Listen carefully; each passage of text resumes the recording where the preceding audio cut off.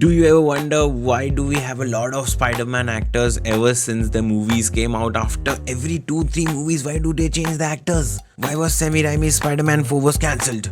Why there wasn't a third part of this amazing Spider-Man? What happened between Sony and Marvel? Let's find out. I'm your buddy Parth Vader, here to solve your nested confusion and questions of pop culture and their breakdowns. We have fun with some gyan, so it's a long video, strap in. Marvel was founded in 1939, where it was Timely Comics, founded by Martin Goodman. 1951 was Atlas Comics. Finally, the Marvel era was started in 1961. Marvel ने अभी तक almost 8,000 characters बनाए. Years went by and bunch of comics were put out by them. 1993 में Marvel ने बनाया Marvel Films, not in it to make movies but to license their superhero characters to the companies who could make movies. And unfortunately, in 1996 December, Marvel declared bankruptcy. Hence, Marvel desperately needed money in the bank. Dil pe patthar rakh ke, they started giving out characters ke license to all the big name studios. Blade to New Line Cinema, Hulk to Universal Studios, X-Men and Fantastic Four to 20th Century Fox, and finally Marvel's most popular character of all time.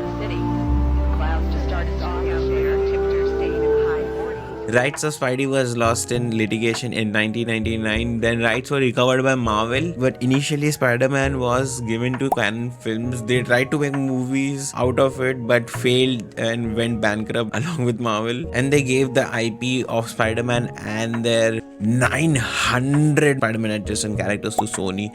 Despite being the most popular character, Sony bought them for peanuts. It was $7 million in 1999. That was very less. By this time, Marvel didn't make movies. It was still a comic book and toys making company. It must have not hit them that they were losing out on their character who was as famous as Superman. Sony took Spider-Man and kickstarted with some industry making movies. Sony announced its Spider-Man trilogy with Sam Raimi, with Tobey Maguire. By the way, the deal from Marvel stated that Sony would pay Marvel $10 million and 5% of the movie revenue, which was too less for every movie they made with Spider-Man in it. And one more very important clause: Sony must commence production on the new Spider-Man film within 3 years 9 months and release it within 5 years 9 months after the release of the preceding picture. हर 5 साल 9 महीने में एक नया movie आ जाना चाहिए, नहीं तो तुम्हारा लाइसेंस चला जाएगा मार्वल के पास वापस फॉरएवर. क्लियर? तो इन्होंने बनाई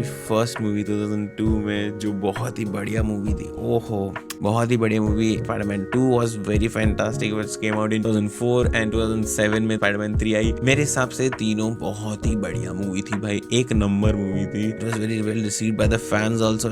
Let's talk about what Marvel was doing this time. In the year 2008, Marvel Studios, formerly known as Marvel Films, which was just established to give character license to other studios in 1993, उन लोगों ने अपना production शुरू किया, पैसा जमा किया. They started hiring script writers, directors, actors for their films. They released their first film in 2008.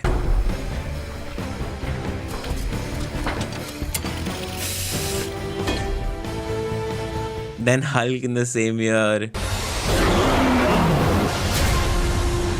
When we back to Spider-Man, it was just about time when Marvel just realized the Spider-Man problem, because as they could see the revenues these films were making, they started to recognize the flaw in giving their most famous character to Sony. Sam Raimi was not happy with how Spider-Man 3 turned out. The response from the public was not that good. Too many villains establishing the character in a short time. It was chaos, so Sammy just walked out and project was put on hold indefinitely. And unfortunately, we didn't have Spider-Man 4 from Sam and Tobey Maguire.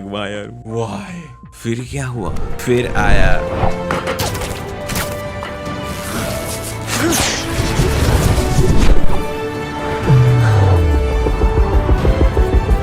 starring Andrew Garfield with Mark Webb on the director's chairs, and just like Tobey Maguire, Andrew was not well received to the audience. It was always the moment when everyone watched the movie, they realized he was born. He was born to play Spider-Man, just like Tobey. I think Spider-Man films are not famous because they had Tobey and Garfield. Both were not famous during the time they got the role. It is the IP, intellectual property of Spider-Man. The character Spider-Man is what people relate to. This was the era when movies started to run by its IP and not by the movie stars, which was standard norm in Hollywood. Or maybe they realized superhero films didn't need famous actors to be good films. Garfield took the character and made his own, as he was always been a Spider-Man fan. This movie came out in 2012, 5 years later after Spider-Man 3. Even though the fans were upset about the change of actors, the movie was well received. Then after in 2014, they released its sequel, The Amazing Spider-Man 2.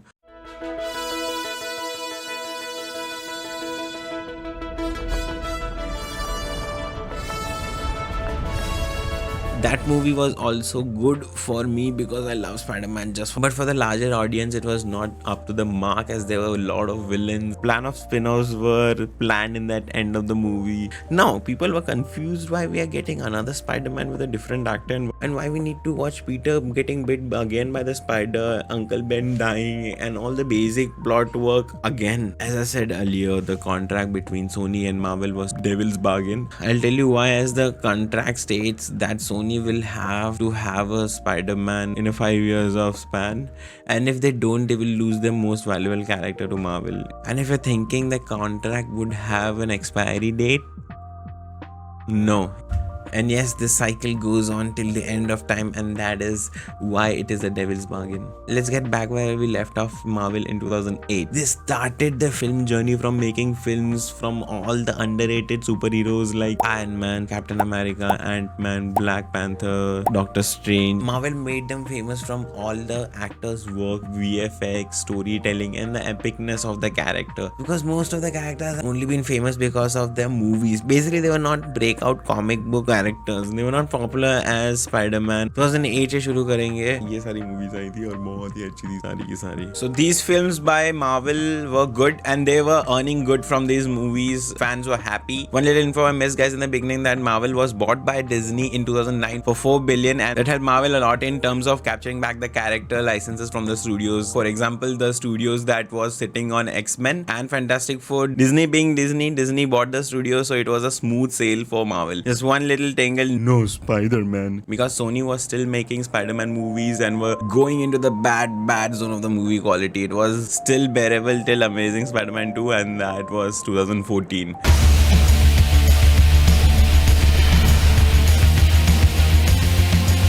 Dr. Banner, your work is unparalleled, and I'm a huge fan of the way you lose control and turn into an enormous green rage monster.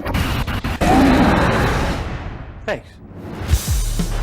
Marvel already had the first Avengers movie and revenues were bonkers, but still no Spider-Man. Time fans were really hoping that we would really like to see Spider-Man in this universe where he belongs. Then Amazing Spider-Man 2 came out. Marvel thought it would be the perfect opportunity to approach Sony, but that is when all the confusion and misunderstandings fueled. So Marvel had a meeting with Sony. Before that, you have to remember these names who are very important. Kevin Feige, who is a very big and important Marvel's producer, now president. So Kevin Feige calls an emergency meeting with team, discusses how Spider-Man can be a part of the whole MCU, and he goes off to meet with Sony to talk strategy with Amy Pascal. Now Amy Pascal is also a big name in Sony. Her being part of Spider-Man is her career legacy, and she has been all and about Spider-Man. She rose up big ranks associating with Spider-Man. Kevin says to Amy that you guys have the rights to Spider-Man. We are not disrupting that, but Marvel is very good at making superhero movies now. Maybe you should let us make the next Spider-Man movie for you. Amy was shattered and was very furious. She threw a sandwich at him. Yes, she threw a sandwich which was on the table. सही बात है यार, Amy pascal इतना किया है Spiderman की, और ये केविन आके बोलता है कि मतलब तुमसे ना हो पाई. Now the latest on that major hack attack against Sony. First, the studio's movies were leaked, and now private emails are going public, revealing some of Hollywood's big secrets and unflattering messages about stars like... Yeah, Sony got hacked right after in 2014, and a lot of emails of the employees and the families were leaked. The best guess was North Korea targeted Sony because of some movie, including Seth Rogen. Emails were embarrassing and it revealed that Sony was not handling the Spider-Man well. Amy Pascal mails were also leaked, and in one of them she's showing her anger and resentment towards Marvel, but also trying to think of strategies to move forward, saying I only have the Spidey universe, not the Marvel universe, and in it are only his villains and relatives and his girlfriend. She added in the following mail, unless I partner with Marvel. Mail showed that they were jealous of Marvel creating its own cinematic universe where all the heroes can walk into each other's films. While Sony was not capable of that, imagine Sony creating its own universe when in Man in Black, Ghostbusters, 21 Jump Street and whatnot. Hack made Sony look very desperate in need. This hack also surfaced some mails about Sony creating a non-Spider-Man IPs, you know what I mean. Hacks also showed fans that Marvel was actually trying its best to get Spider-Man back, and fandom be like, yeah.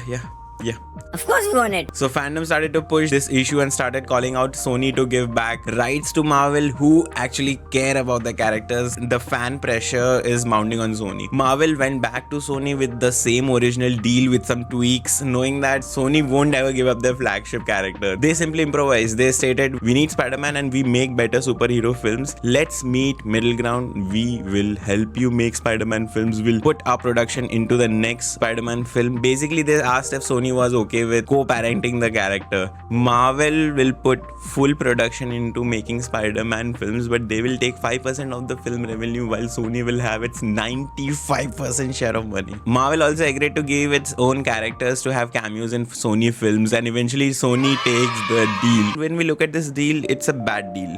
It seems like a bad deal for Marvel. They will get pennies for what they will make for their production. Good deal for the Sony and all the fans. Everyone knew this deal was gonna crack open a lot of doors for Marvel as they were desperately waiting for Spider-Man entrance.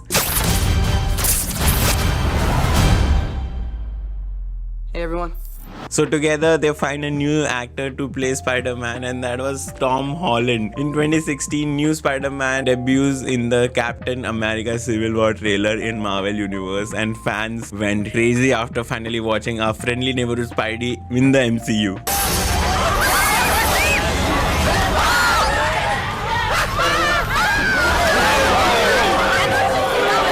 Marvel makes 3 Spidey movies with Tom Holland, but they are technically still Sony movies.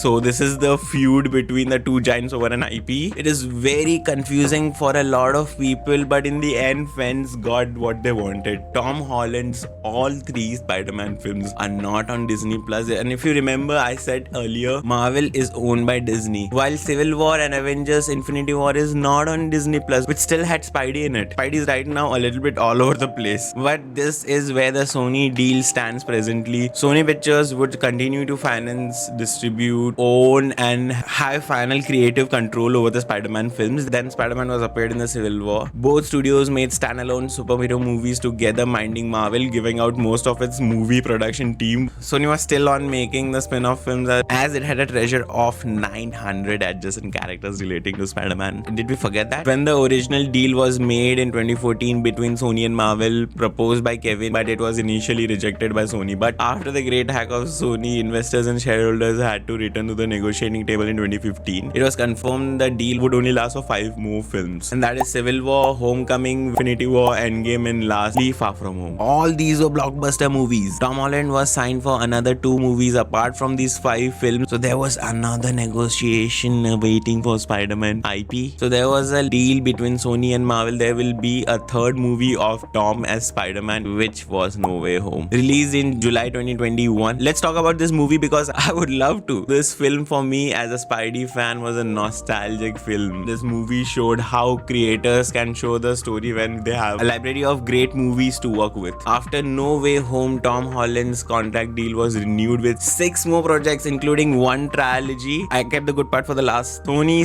slowly and steadily made a team which was assigned to start making comic style animated Spider-Man movie, and on the other hand they began their spin-off journey with Venom. Now everyone loved Venom, I mean most of us, and it also revenued at $856 million. For me, Venom worked only because of Tom Hardy and Eminem. I'm always up for a good anti-villain films, and this was one of them. They also made Venom 2 in 2021. Venom was nice. Venom 2, not so happy, but it was good. Guys, I need you to take a deep breath and calm your nerves because it's Morbius came out in 2022 starring Jared Leto. I mean, how bad a movie has to be in order to beat 15% Rotten Tomatoes. With this movie, Sony proved that they are not good at pulling off a spin-off film, at least without Spider-Man in it. Imagine if you were Sony at this point after this, would you still consider a Sinister Six plot when you can't even make a decent origin film? They put Spider-Man clue in the trailers. It was just a poster on a wall. There was murder sprayed on it, and everyone thought there will be a Spider-Man in this movie, as this references the last movie, which was Far From Home. We were fooled. I mean, how can your trailers itself be falsely advertised or rather misled the viewer into watching the movie hoping to see Spider-Man in that movie? Now we are here in the present, which was certainly not a gift, because the latest movie we had from Sony was Madam Web.